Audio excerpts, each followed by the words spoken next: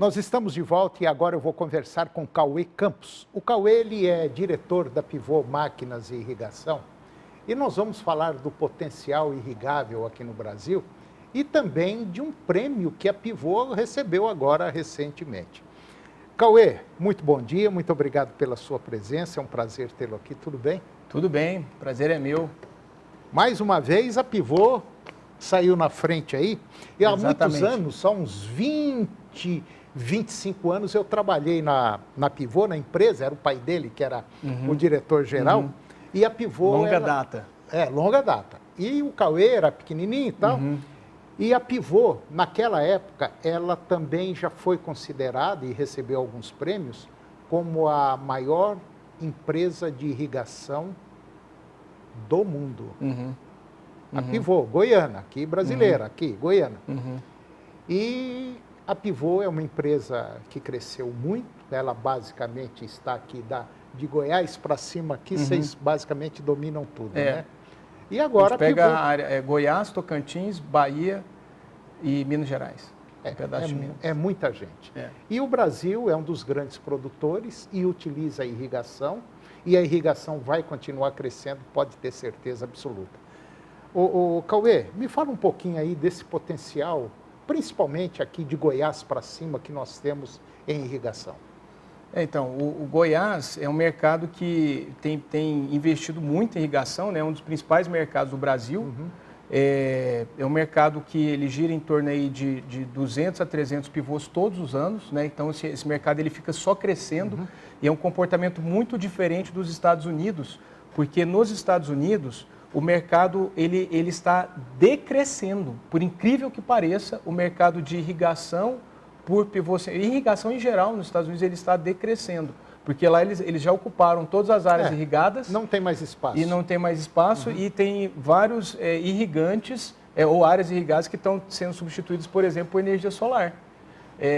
Então eles tiram a lavoura e colocam a energia solar, porque dependendo do estado, acaba que é mais viável.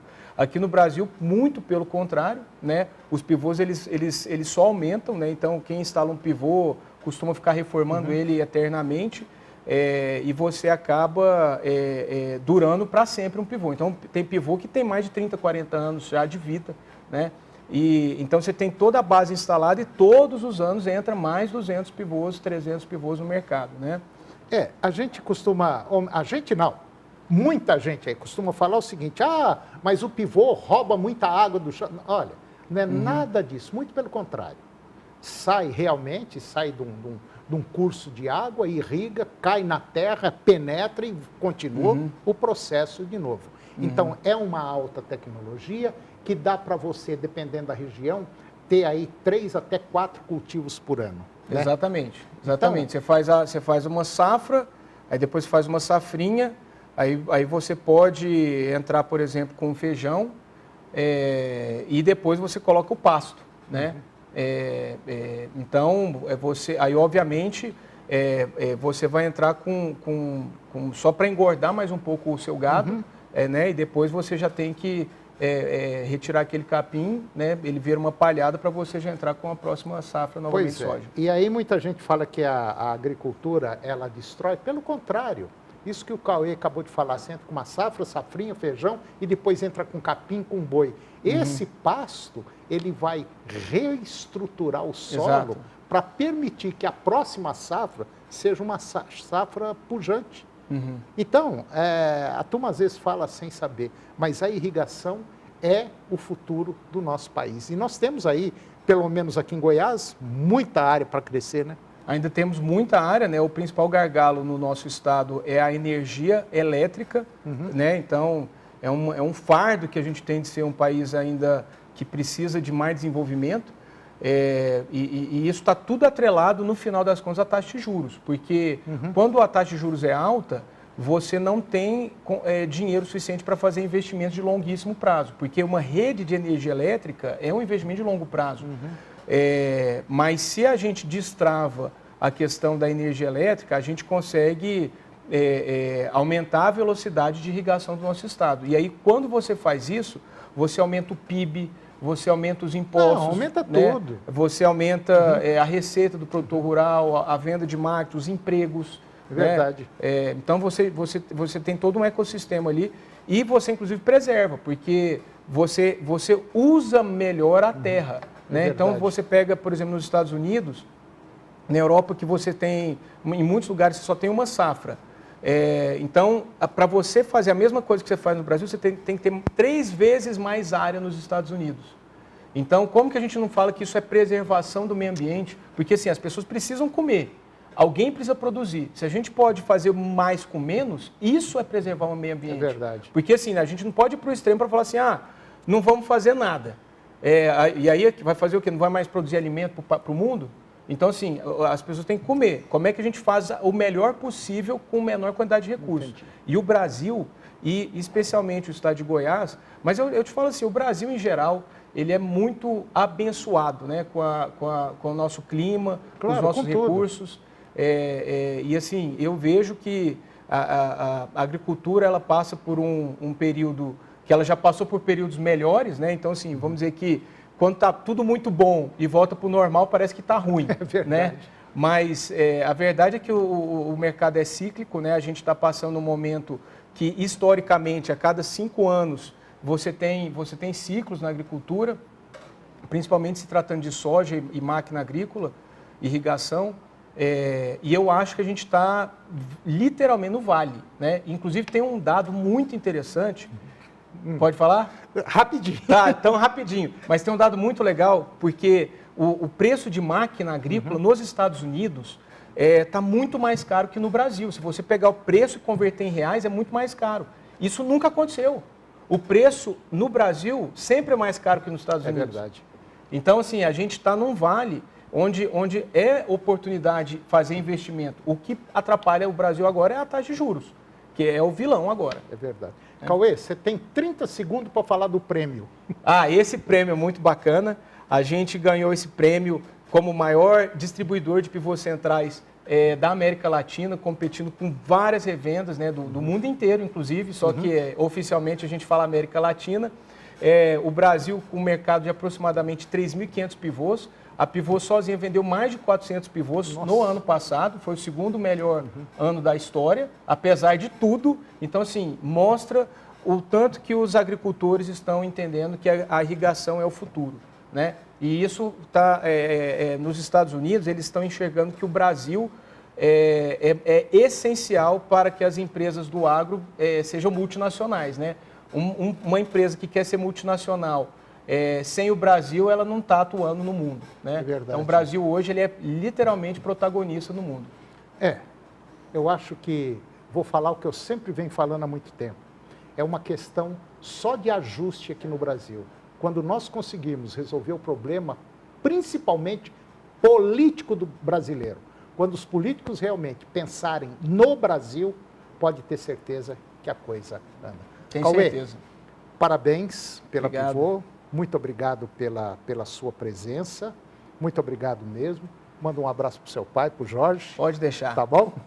E eu espero trazê-lo mais vezes aqui. Com obrigado, certeza. Cauê. Obrigado. E o programa de hoje chegou ao fim. E eu termino o nosso programa com a seguinte frase. O que é certo nem sempre é popular. E o que é popular nem sempre é certo. Muito obrigado pela sua companhia, que Deus nos abençoe e até o próximo programa.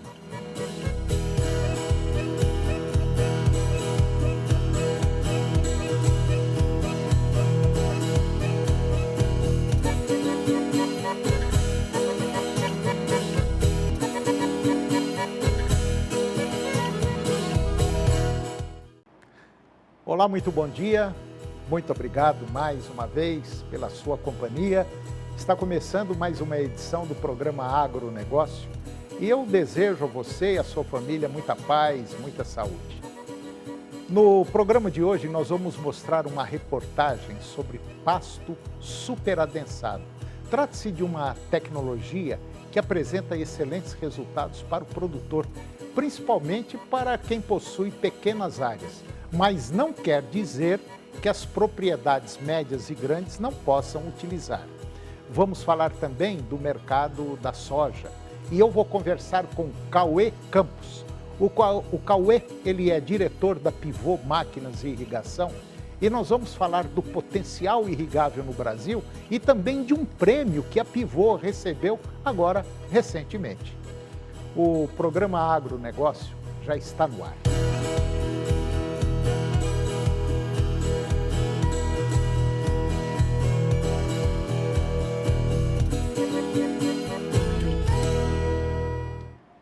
Eu começo o programa de hoje mostrando uma reportagem sobre pastejo superadensado.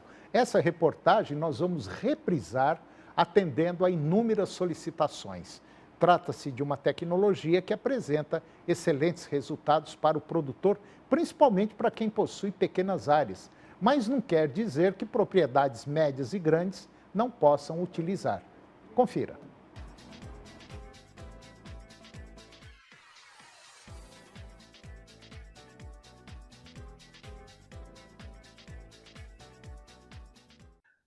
Eu estou no município de Nerópolis, estado de Goiás.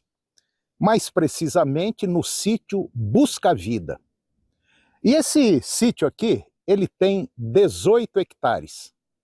Desses 18 hectares, nós temos 13,5 hectares de pasto.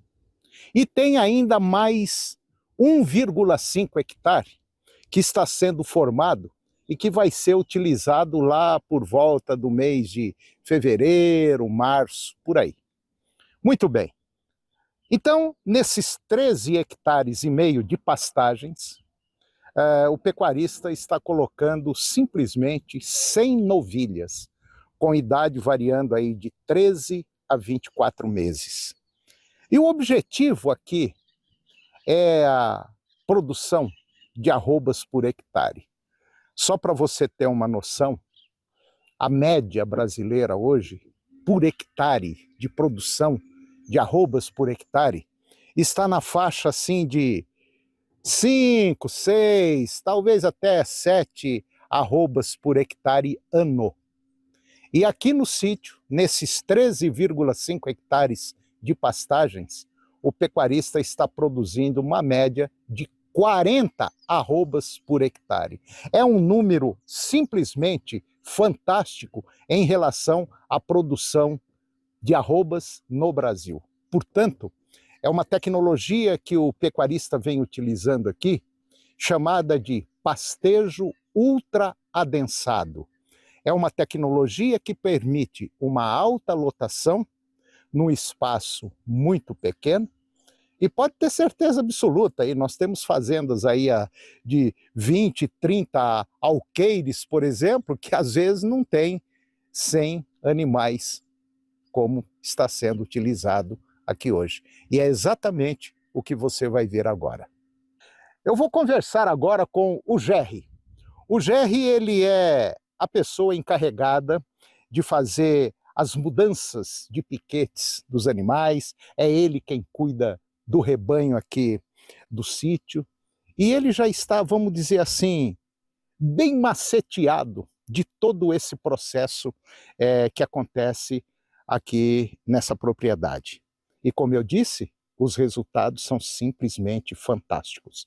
Gerry, como é que é o dia a dia aqui? Como é que funciona aqui na fazenda todo esse esquema nessa pastagem ultra densada?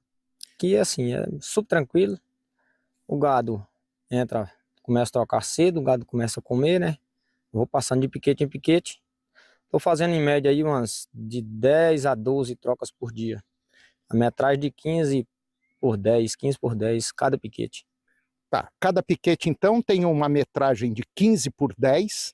Esse gado fica quanto tempo em cada piquete? Mais ou menos 1 hora, 45 a 1 hora. Tá, e aí você tira e já passa automaticamente para outro piquete, tudo na cerca elétrica? Sim, tudo na cerca móvel, tudo no eletroplástico, vai puxando para frente. Tá, e depois de eles rodarem alguns piquetes durante o dia, aí tem hora de beber água e hora de dar comida no coxo, né? Sim, sim, o coxo é a comida à vontade, a água sempre limpa, né? Eles têm acesso a hora que eles quiserem, para trás sempre fica aberto. Tá, e nesse processo que você vem fazendo religiosamente todo santo dia, você começa a que horas e termina a que horas à noite? Nos horários que o gado determina, né? E tem também a altura do capim que você tem que estar olhando, né? Sim, sim, sim. Tem mais altura, né? Que se deixar as horas, o gado pisoteia muito, aí o capim não volta adequadamente, né? Tá, e qual é a variedade de capim que vocês utilizam aqui? Decumbres e paguás. Agora, esse gado, eles obedecem você, eles não pula a cerca, não rebenta, é gado tranquilo? Sim, no começo eles pulam, é normal, né? E não conhece o choque, mas depois, 2 dias no máximo, já tá bem tranquilo já. Costuma e não rebenta, não vai no choque, porque o choque bom não. Elas têm medo do eletropasto. Agora, cá entre nós, não é assim meio cansativo ter que estar mudando toda hora, ou a gente acostuma? Cansativo não é não, que eu gasto 2, 3 minutos para trocar de pasta, de piquete. 2, 3 minutos já tá pronto. Agora, esse gado, assim que eles saem do piquete e eles vêm aqui beber água, comer aqui no coxo, eles passam por uma balança, né? Sim, eles passam a balança toda vez que eles vão vir no coxo, ou beber água, ter acesso à água e o coxo, proteinado, eles passam na balança. E pesa, todas as vezes que eles passam, eles são chipados, pesa na hora. E esse peso é armazenado numa central, e vocês têm ideia de tudo que está acontecendo na fazenda? Sim, sim, sim. Vai direto pro celular ou então notebook. Bom, Toninho, como é que começou todo o projeto? Nós tínhamos uma área que ele começou inicialmente com 1 piquete por dia, ou seja, é uma braquiária, então eram 29 piquetes, e o GR, depois de ver o capim muito perdido, o capim pisoteado, ele sugeriu que a gente dividisse cada piquete em 4, ou seja, cerca de 116, 120 piquetes, foi o que começou. Depois desse ciclo, a gente passou para essa área que a gente está aqui na frente, que é um rotacionado convencional, e a gente foi dividindo de acordo com a necessidade. Então, por exemplo, o que era 29 com 6, 35 piquetes, hoje nós temos mais de 200 piquetes aqui dentro, mas todos com mobilidade. O que significa isso? A gente divide, aumenta ou diminui o tamanho dos piquetes de acordo com a nossa necessidade. E não é fixo. O bacana é que se eu tenho um lote menor, eu posso fazer piquetes menores. E se eu tiver um lote maior, eu vou fazer piquetes maiores. Então, assim, resumidamente, isso é o que acontece hoje aqui dentro da propriedade. Essa é a área e a configuração original do projeto. Eu tenho um curral, o coxo está nessa área aqui e aqui bebedor. Nós começamos com 29 piquetes. E depois dessa passada, o GR entendeu que estava pisoteando demais e me pediu para a gente dividir cada piquete em 4, ou em 4 estilo cruz, ou em 4 fatias, independente. Essas cercas aqui são cercas móveis, e isso daqui são eixos fixos de cerca, da onde a gente puxa com o carretel a parte de choque. Então hoje nós temos aqui, nessa configuração original, hoje nós temos pelo menos mais de 120 piquetes. Isso foi o que aconteceu. E aí, como eu havia mencionado, dependendo do tamanho do lote e a densidade que eu quero, eu aumento ou eu diminuo o tamanho desses piquetes para aumentar ou diminuir a densidade. Tá, e esses piquetes hoje eles têm na faixa assim de, como o Jerry já falou, de 10 por 15, né? E esses animais, eles ficam em média 40, 50 minutos, até 1 hora, dependendo da altura do capim, enfim. Não é uma coisa fixa, né? Não. Não é fixo porque é o seguinte, a gente costuma dizer que os animais nos dizem a hora de trocar, mas nós delimitamos a área que ele deve ficar. E isso é tudo muito dinâmico. O GR hoje está conduzindo com piquetes de 10 por 15, o que seria em torno aí de 150 metros quadrados. Só que a gente já trabalhou aqui também com piquetes de 20 por 20. O dia que chove mais, que foi o que aconteceu nos últimos 2 dias, como o terreno está um pouco mais úmido, a gente abre ele um pouco maior ou passa mais rápido, tudo de acordo com o ajuste necessário, porque se eu deixar essa densidade muito alta com relação a essa parte onde está muito molhado, sobe barro que a gente chama de poluição e os animais acabam por não consumir. Então é ajuste diário, não tem certo e errado. Abriu, sobrou, diminui o próximo. Abriu, faltou, aumenta o próximo. E o Fred estava me dizendo também, olha que fato curioso, que tem piquetes aqui que às vezes estava muito alto e o gado não deu conta de comer, eles tiveram que passar a roçadeira para poder baixar, né? Exatamente. O que mostra que depois de 3 ciclos caminhando para o finalizando o segundo ano de projeto, quanto mais eu intensifico de maneira racional, melhor é rebrota. Então, aconteceu, a gente teve que passar a roçadeira numa parte, porque se eu não jogasse aquilo no chão, eu perderia outra parte com relação a potencial de ganho desses animais em uma outra parte da fazenda. Agora, Fred, cá entre nós, assim, sendo assim bem pé no chão, esse projeto de pastejo super adensado é uma coisa que pode vingar? Toninho, a gente faz o que Voisin escreveu em 1957. Isso é relativamente novo no Brasil. Existem fazendas que já trabalham com esse manejo aqui por 6, 7 anos. Só que na Argentina, vamos dizer assim, no Mercosul de maneira geral, na África, nos Estados Unidos, eles estão há anos-luz na nossa frente, né? Então, de novo, a gente não está aqui tentando trazer um modelo de criação. Eu estou mostrando uma ferramenta que eu uso aqui em casa para poder melhorar a eficiência de colheita e, com isso, melhorar a GMD, melhorar ganho, aumentar a taxa de lotação. Como você mesmo já mencionou, a gente está numa área de 15 hectares. E se eu não fizer o possível para intensificar dentro dessa área, o que eu poderia fazer aqui dentro? Então, são todas as ações que a gente está fazendo são ferramentas para melhorar e para melhorar a minha rentabilidade. E o incrível disso tudo é que essa ferramenta que o Fred está usando está dando resultado. Por que está dando resultado? Porque, como nós já dissemos no início da reportagem, a média brasileira é em torno de 6, 7 arrobas por hectare ano. O Fred está buscando 40 e vai chegar nas 40, tranquilamente. Então, quando a gente fala que a pecuária ela é lucrativa, você pode ter certeza absoluta que é. As ferramentas existem uma série de ferramentas que o pecuarista pode utilizar. E uma dessas ferramentas é aqui, o pastejo ultradensado. Ah, mas dá trabalho. E o que é que não dá trabalho? Tudo que é bem feito dá trabalho, mas dá resultado. Agora, caro é aquilo que você faz e não dá resultado. Aí sim você teve prejuízo, aí a coisa se torna cara.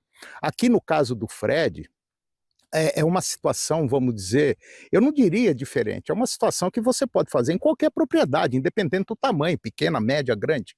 Agora, aqui os resultados realmente aparecem. Por quê? Porque aqui se usa gestão, planejamento, profissionalismo. Essa é a diferença. Então muita gente fala, isso dá muita mão de obra. Realmente dá, tudo que é bem feito dá mão de obra, né, Fred? A gente tenta trabalhar o máximo possível aqui com a maior inteligência possível, desde que seja funcional, né? O neozelandês fala que tá fazendo alguma coisa, tá muito difícil, para que tá tudo errado. Então essa é a nossa intenção, fazer e fazer com prudência e fazer da forma mais inteligente possível. Uma das características e o que a gente busca dentro do projeto são características regenerativas.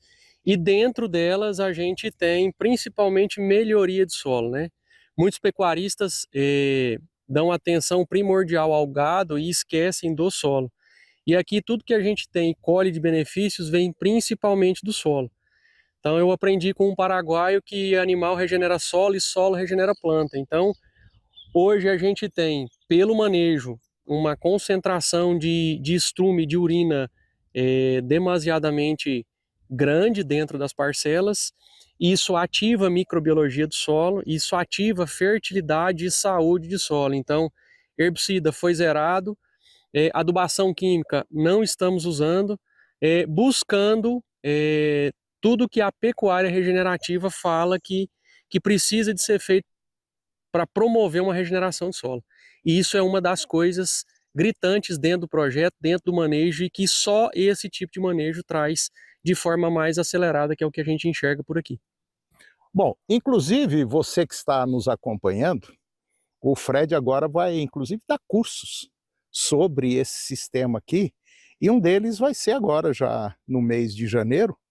O Fred ele vai começar um curso, inclusive um curso presencial aqui na própria propriedade, para você sentir, ver o dia a dia. Realmente, aquilo que nós falamos, tudo que é bem feito dá trabalho, Mas esse daqui é um trabalho que já foi planejado, já foi gestado. Então, a coisa aqui só pode funcionar. E é aí que a gente sempre bate na tecla de que a pecuária, ela é, sim, lucrativa. E o Fred está obtendo resultados simplesmente fantásticos com esse sistema ultra adensado.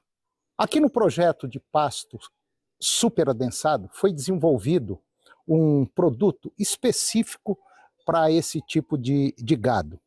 E esse produto é um proteico energético que é oferecido 0,5% de peso vivo do animal, claro. Isso dá uma média de 1,2 kg por dia. E o objetivo com esse proteico energético é bater na casa de 900 gramas dia, um ganho diário de 900 gramas dia. E parece que o objetivo está sendo, vamos dizer assim, alcançado. Nessa propriedade aqui, como nós já dissemos, a lotação está na casa de 3,26 UAs por hectare, ou então 6,6 cabeças por hectare. Parece que são coisas diferentes, mas é basicamente a mesma coisa. E a fazenda está com baita de um problema sério hoje, devido a essa quantidade de animais e essa quantidade de piquetes que tem aqui. Por incrível que pareça, o pecuarista está tendo problemas. Está sobrando pasto. Ou seja, as 100 cabeças que tem aqui de novilhas não estão dando conta de comer todo o capim. E aqui funciona assim. Quando elas entraram no primeiro piquete, até elas darem a volta em todos os piquetes e chegar novamente no primeiro, gasta em média de 35 a 40 dias. E depois do intervalo eu vou conversar com Cauê Campos, diretor da Pivô Máquinas e Irrigação, e nós vamos falar do potencial irrigável no Brasil e também de um prêmio que a Pivô recebeu recentemente. É um minuto só, nós voltamos já.